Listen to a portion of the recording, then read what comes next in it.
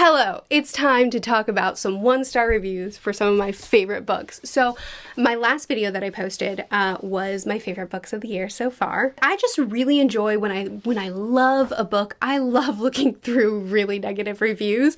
I just think that it's good to get a balanced idea of how people are feeling about the book, why a book that seems perfect to me would be a complete and utter disaster for the next person. If we happen to find a couple of really funny one-star reviews, all the better, but I like getting that sort of balanced perspective. So now that you've heard me gush about these books that I love so dearly, we're going to look at why other people say, what a mess, and why would you like it? We are only going to go over 4 of the 5 books because one of them was book, what was it, 11 or 10 in the Dresden Files series. So it's not going to work to look up. Like, there's no way I'm going to find one-star reviews that are not spoilery. Though I don't think it's going to be hard for me to find one-star reviews for Chest Story and Letter from an Unknown Woman. But let's start with, what should we start with? Should we start with Borne, my favorite book of the year so far? I think we should just jump in the deep end. Jeff Vandermeer writes really weird fiction. And if you remember from the video where I talked about the book, it's got a levitating bear and an alienoid creature that is both murderous and invasive and like does some not even questionable things, but also, you know, is sweet and you just kind of want to protect it and you bond with it too, just like Rachel does. So there's a lot of factors going on here, and I definitely understand people coming away from this saying, I'm sorry, what? I came away from it saying that it was one of the greatest things I've read, but I get it. So let me try to find some not exhaustive. I'm not going to read really, really long reviews, but hopefully a couple of short reviews that can give us an idea of why people despise this book, and we'll just hang out and enjoy ourselves. I came for full-on sci-fi horror after reading the Annihilation trilogy. I left with YA-friendly story about a giant talking squid. Interesting. It is true that it's a different series than Annihilation, very different vibe. YA-friendly. It is a bit sentimental, I'll give you that. It is a bit more hopeful than Annihilation. I think that it does still have plenty of eerie, intriguing, strange sort of Vandermeer vibe stuff, though not in the Lovecraftian horror kind of category. It is a more hopeful and sentimental story than Annihilation, I'll grant you that. So it is possible that that's what that's coming from. Also, Rachel, our main character, does have a boyfriend, and she does sort of adopt and mother Borne, and by sort of I mean she does. I don't know that that's necessarily exclusively YA. This is interesting. I hated everything about this book. I'm pissed off just thinking about it. Well, then it's probably not for you. Dear Jeff, thanks for using the thesaurus I sent you, as you've gotten very creative with your metaphors. Keep up the good work. I especially like how your writing style emulates a sadistic child smashing his toys together with lots of spit and weird sound effects flying out. One will never know what depths of imaginative storylines in the child's head because his articulation is incomprehensible. I'll make a film about this too. Oh, that's a good one-star review. Good job, Troy. I much approve. You know what? I scrolled past a couple of reviews that mentioned a thesaurus. I didn't notice that about Borne. I love Vandermeer's prose, and I thought he did so well. I'm so confused. I mean, I read Eye of Argon, and that was a thesaurus book. Borne, I thought was beautifully written, very compelling. But it was very nice of you to send Vandermeer his thesaurus. Okay, I've read through several reviews now, some of the longer ones, and it seems like the common sentiment for the one-star reviews are that it was terribly boring, that the characters didn't seem to give much to the reader to actually care about them, and that it was disjointed. The disjointed criticism I can understand, because Vandermeer's writing style is that he doesn't give a lot of answers. He will present ideas or little side details that he won't explore. Some of it does get explored in the companion novella, The Strange Bird, which I also absolutely loved. But a lot of it just doesn't. A lot of it is just there, and we don't get to understand everything. And that's very unique to Vandermeer. I mean, I'm sure other authors do it too, but it's not the most common writing style, so I definitely understand not jiving with that. Not loving the characters, I mean, that's obviously subjective, but there were a couple reviews that said that there were no character arcs or no character progression, and I don't agree with that. I obviously also don't agree with it being boring, but I do understand that because it is a very slow-paced book that's a lot more focused on relationships, specifically relationships between Rachel and Borne, and somewhat later on also between Rachel and Wick, and how they kind of resolve the conflict that Borne causes in their life. Even Borne and Wick have a little bit of significance to what's going on with them, but also just our relationships with humanity and with how we view human, or the concept of human, and how we value life. So I definitely understand finding it boring, though I didn't. Also, quite a few people thought that Vandermeer's prose sucked, which I can't agree with. We're gonna go to Chess Story next. Okay, this review is kind of long, so I'm not going to dig super deep into it, but I do want to read the first paragraph because I feel like this does a really good job of explaining why this person didn't like the book. I did not like this book. I had the same problem with his other book, Beware the Pity, which is on my TBR. The writing style is overwrought and melodramatic. Everything that happens is elaborated to little purpose. It is so overdone in places that it hampers the structure and flow of his writing. I only came to understand the allegorical underpinnings of the major characters from reading other reviews after reading the book myself. As he did in Pity, he employed a second character to relate some pertinent backstory in the first person's narrative, a technique which in itself I enjoy, but is seriously tested by his tendency to overstatement. His narrators undersell themselves or overstate their grasp of events before prattling at length about something they clearly know a lot about. This is super reasonable. One of the reasons I love these books so much, both Chess Story and A Letter of an Unknown Woman, is the overstatement, is the indulgence in detail that leads to an extreme understanding of the state of mind of the character that we're analyzing. In Chess Story, it's someone who suffered isolation torture and developed this fixation on chess that kept them alive. And it's the extreme detail of following a raindrop going down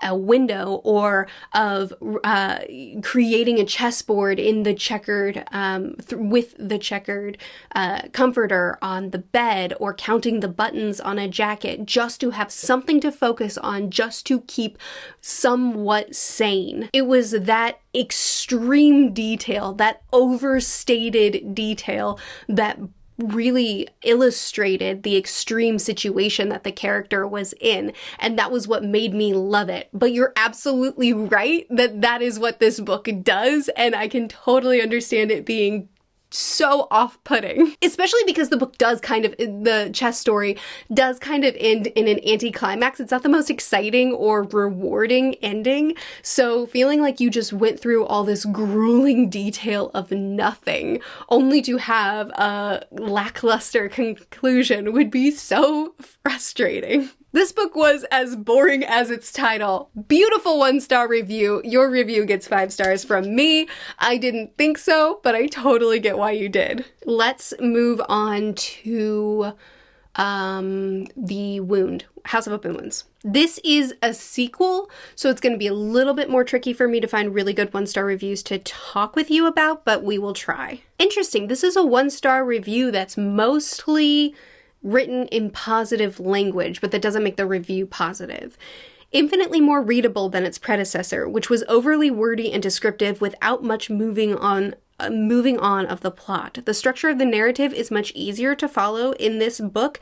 I'd possibly suggest reading this one first rather than City of Last Chances, which is nearly impenetrable. I disagree. I think that you should read them in order, and I thought City of Last Chances was a good book, but House of Open Wounds is definitely better. Still overly wordy, but the plot is much easier to follow, and there's a bit more gore and injury detail going on in this one. True. I did like the main character in the previous book, so pleased to have more in this story.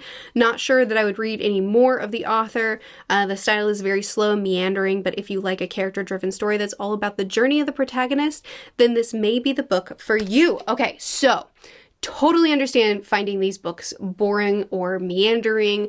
Like I said in my review of it, I didn't realize until the very end that this was a slow burn book, because when it all kind of culminated at the end and pulled together and all the different character focused storylines and backstories kind of connected, and I saw the point of going in so many different directions, I realized, oh, this was a slow burn. But the whole time I didn't notice, because I was so enjoying the characters that I didn't really notice that the plot wasn't a center focus of the story, which characters are always more important than plot for me anyway, so I totally understand finding this book boring, meandering, overly wordy. Tchaikovsky's writing is, I think, very beautiful, which if you don't care about prose, or if you don't like the same type of prose that I like, if you like more concise and straightforward prose work, then yeah, you'll find this overly wordy for sure, just like the other books that I love in this list. I definitely understand City of Last Chances and House of Open Wounds not being a hit for a lot of people, because there's a lot of things that just specifically hit me right,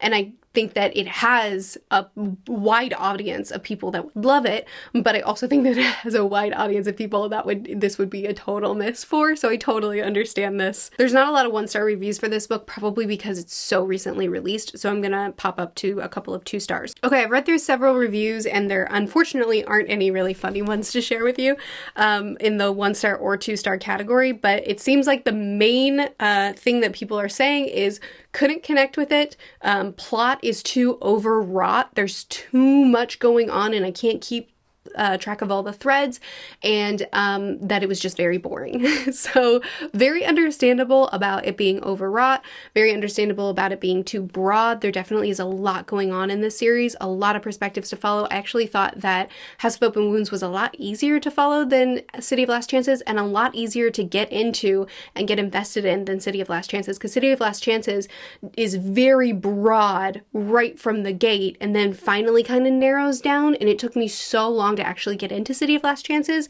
and then I found it rewarding in the end. Whereas House of Open Wounds, from the jump, I was totally invested, and all the new characters that came in, I loved. So I understand, like I said, I understand this book not being for a lot of people. I do find it interesting because I would expect these descriptions to be more prevalent for book 1 than book 2, but I definitely get this not being the book for a lot of people. All right, we're gonna do one last book or short story, and that's A Letter from an Unknown Woman. This is a book that, or short story, that when I was reading it, I thought I was hating it. I thought it was going to be a 1-star book the entire way through until the very end, and then I realized, oh, this is 5 stars. I love this and I need to reread it. And because people were reading through my reactions on my Discord, several other people were like, okay, I gotta know, I gotta see. And so several other people picked it up, and we had a wide range of reactions. Other people that gave it 5 stars and absolutely loved it, but I mean, like, as much as you can love a book like this, a story like this, and then other people that were like, what did I just read and why did I read it? So one person in particular that I tagged, and I was like, read this, it'll take you just like an hour or 2, because I thought she would love it because of the other books that we loved together, and she didn't so much. Lots of reviews written in languages that I don't know and can't read, so I have slim pickings, but here's a good one. Annoying juvenile corset ripper sappiness. Can't believe anyone takes it seriously. So, I mean, corset ripper, I feel isn't quite accurate because there's no on-page sex scenes, but there are many excursions that are character that we're in the head of, who is obsessed with the man she's pursuing, that she kind of like manufactures and tries to kind of ensnare him because of her obsession. But I'm not sure Corset Ripper describes it well. I think people will go in with the wrong expectation with that description. Putrid paternalistic fantasy. Gross. Interesting. I think that is what I thought it was at the beginning, actually.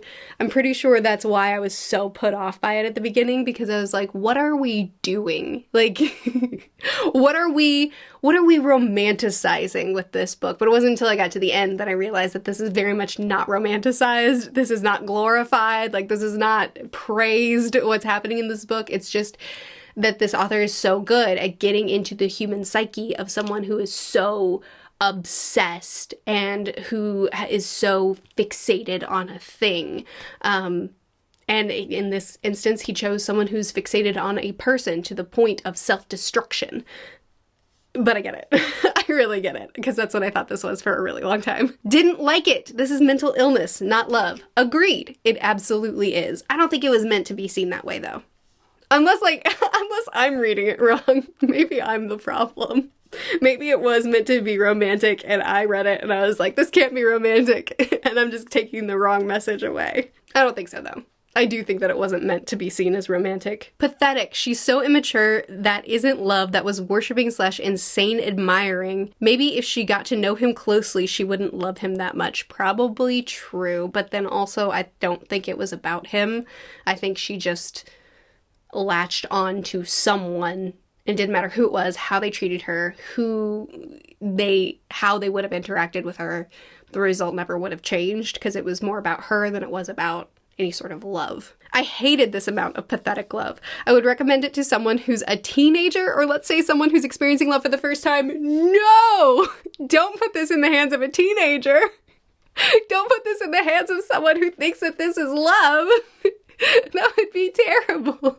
This is an awful representation of love, and I don't think it's meant to be, but that is really funny. I completely understand hating this story. It is strange, and I can't even explain why I loved it so much, other than just I'm so impressed with his ability to write this obsessive state of mind, this fixation, this all-consuming self-destructive desire, or escape in the case of Chess Story, or self-survival, just this extreme human condition that he can write so evocatively is fascinating to me, and it's a pleasure to read despite not being a pleasure to read.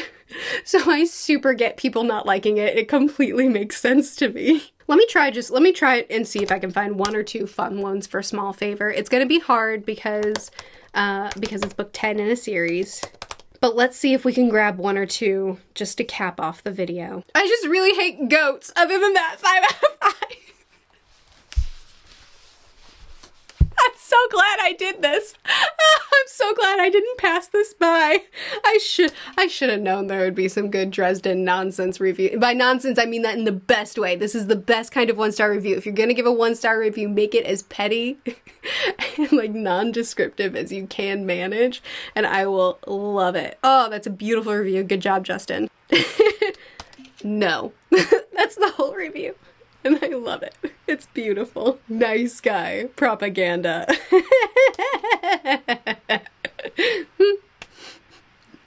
Oh, I love it. It's hilarious. Uh-oh. Based on the latest book, Battlegrounds, I am retroactively turning all my reviews of the series to 1 star. No one should start the series given where it goes.